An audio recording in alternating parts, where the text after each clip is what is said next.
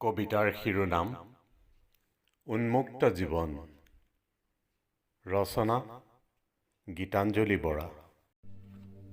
ইমান জোৰেৰে নিচিঞৰিবা, হাই উৰুমি নকৰিবা, মোৰ শুই থকা কলিজাটো সাৰ পাই যাব।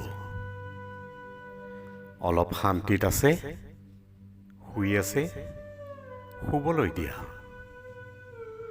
সাৰ পালে মোৰ বেদনাসিক্ত কলিজাটোৱে কেঁকাই উঠিব।